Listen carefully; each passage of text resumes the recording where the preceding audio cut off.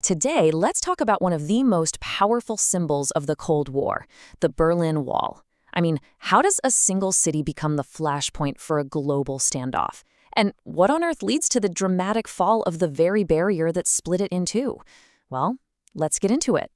It all kicks off on a very specific date, August 13th, 1961.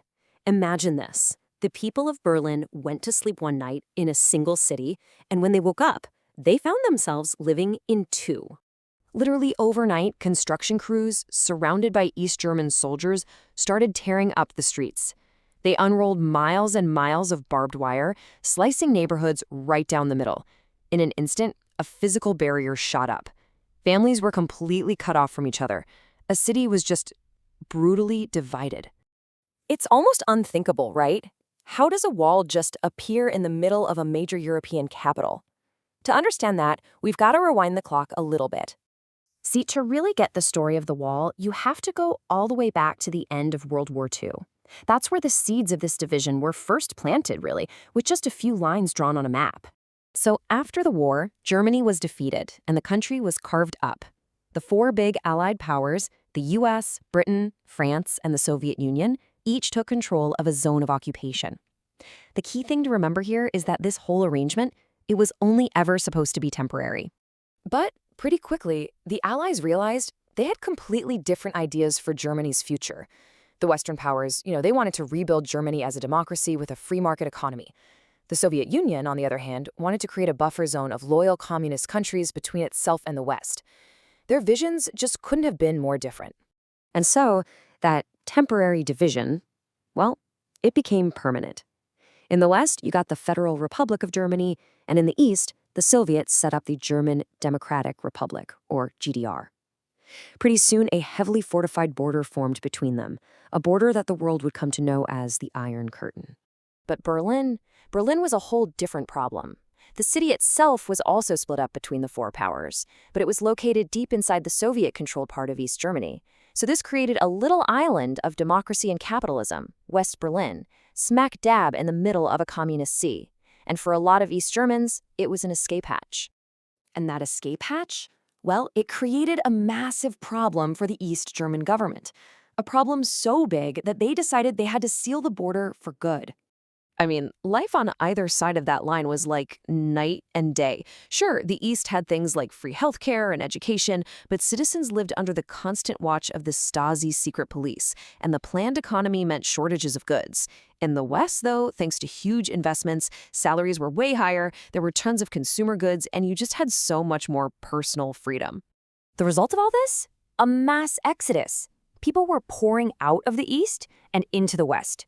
By 1961, a staggering 3.5 million East Germans had already left. Think about that for a second. That's nearly a fifth of the entire population. It was a catastrophic brain drain. The people leaving were often the most skilled. We're talking doctors, engineers, teachers.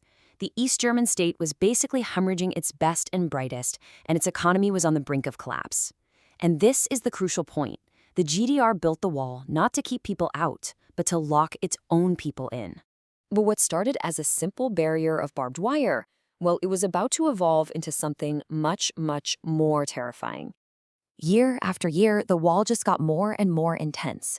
By 1965, you had concrete barricades over 11 feet high, and they were topped with a smooth pipe to make them impossible to climb. Then came the spike strips, then guard dogs, even landmines, and finally a line of 302 watchtowers.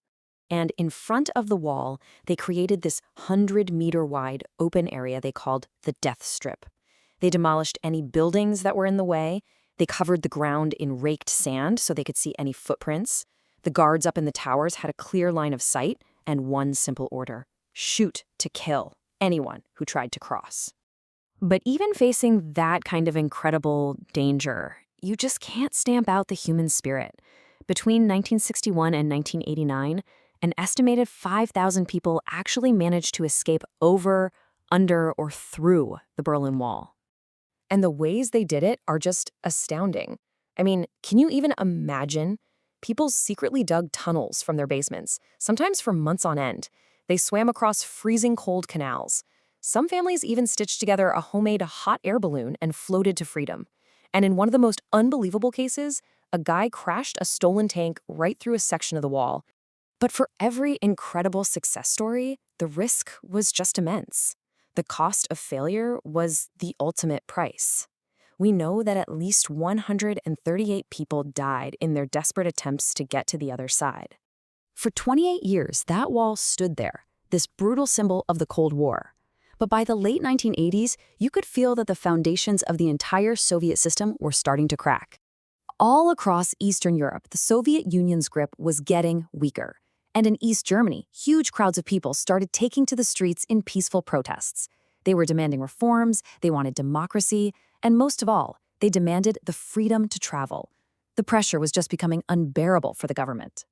And then came November 9th, 1989. In a wild turn of events, a government official, trying to calm everyone down, went on live TV and totally botched an announcement about new, relaxed travel rules. Hearing this, thousands and thousands of East Berliners just surged toward the border crossings. The guards had no idea what to do, they had no clear orders.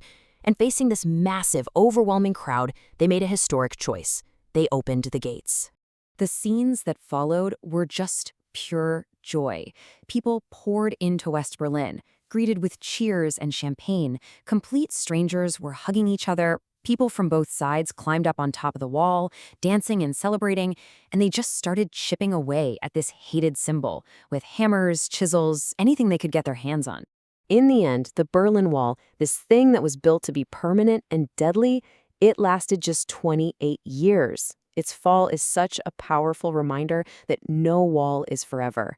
And it just goes to show you, any barriers we put up to hold people back, well, we can also tear them down.